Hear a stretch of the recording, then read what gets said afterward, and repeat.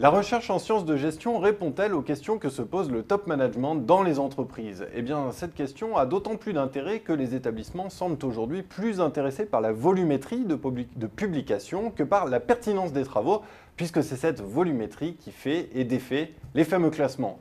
Dans ce contexte, le baromètre de la FNEJ sur les attentes des entreprises prend toute son importance. Bonjour Éric Lamarque. Bonjour. Alors vous êtes président du Conseil national des universités pour la gestion, c'est-à-dire que vous supervisez 2000 enseignants-chercheurs sur les questions de promotion et de primes, et vous établissez la liste de qualifications en fonction d'enseignants-chercheurs en gestion des universités, donc vous connaissez bien le sujet. Et puis vous avez coordonné ce baromètre pour la FNEJ, qui est, je le rappelle, la Fédération nationale pour l'enseignement de la gestion des entreprises, et ce baromètre est disponible gratuitement sur le site de la FNEJ. Alors entrons dans le vif du sujet. Quelles sont, en 2014, les problématiques qui intéressent le plus le top management des entreprises? Il y a 5 problématiques qui ressortent de façon assez nette. La première va tourner autour de la relation client et de tout ce qui est l'expérience client, donc des problématiques plutôt d'ordre, je dirais, marketing et commercial. Ensuite, les questions de mobilisation, d'engagement des ressources humaines. Donc là, une problématique RH assez nette où les dirigeants sont vraiment très intéressés à ce que leurs managers participent vraiment au développement de l'entreprise et soient engagés. Enfin aussi, on retrouve les questions d'innovation, je dirais là sans surprise. Et puis, on voit aussi émerger des questions sur la performance autre que financière et toutes ces questions d'efficacité collective et de résilience un petit peu dans un contexte un petit peu perturbé. Alors, j'en reviens au sujet qui a dominé le classement, c'est-à-dire la relation client. Pourquoi est-ce à votre sens cette problématique qui intéresse le plus le top management? Pourquoi est-ce que c'est là qu'ils attendent des réponses de la part de la recherche en management? Alors, soyons précis, effectivement, si c'est la relation client qui ressort en premier, comme je le disais, c'est quand même un groupe de 5 items qui ressortent principalement. Alors, pourquoi sur l'échantillon que l'on a, un échantillon de 200 entreprises, donc pourquoi sur cet échantillon la relation client? Parce que je crois aujourd'hui quand même que ça reflète un problème qu'ont toutes les entreprises, celle d'accéder à des débouchés, dans un contexte où effectivement plutôt de ralentissement ou parfois dit-on encore aujourd'hui de récession, vraiment la question des débouchés, la question de l'attractivité pour un consommateur au-delà du prix, ce sont des questions qui sont absolument centrales aujourd'hui. Qu'est-ce que les résultats du baromètre disent de l'évolution du management tel qu'il est pratiqué dans les entreprises aujourd'hui?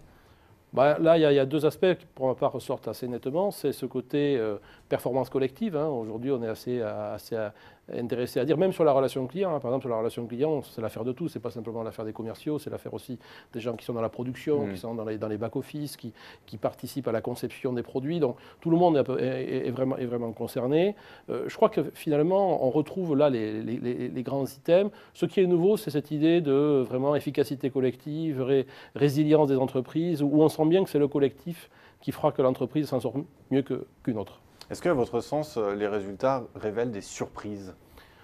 Des surprises, je ne pense pas. Par contre, il y a des choses qui n'apparaissent pas et qui nous sont parfois remontées, puisque le baromètre, vous l'avez dit, est accessible sur le site de la FNEJ. Alors on s'aperçoit effectivement que certains nous reviennent en disant il n'y a pas tel ou tel problème RH, il n'y a pas tel ou tel problème financier. Et là, on a l'air surpris en disant non, ils ne font pas partie de ce résultat pour une raison simple. On est sur des questions transverses et après, rien n'empêche sur des questions de performance globale ou de performance collective, de décliner ça en aspect RH, en aspect financier. Mais c'est vrai que quand on a interrogé les répondants du panel, quand on a monté le questionnaire, ce sont des problématiques transversales aujourd'hui qui sont dans la tête des principaux dirigeants. Alors ça, c'est pour ce qui est nouveau, c'est pour ce qui est des surprises, pardonnez-moi. Est-ce que ces résultats révèlent un décalage avec la production académique actuelle? Alors nous sommes en train de l'évaluer. Alors, de ma place au Conseil national des universités, mon sentiment est que sur les 2 premiers sujets, non. On voit pas mal de sujets en marketing et de sujets en RH qui touchent aux 2 sujets que j'ai indiqués, la relation client et la mobilisation.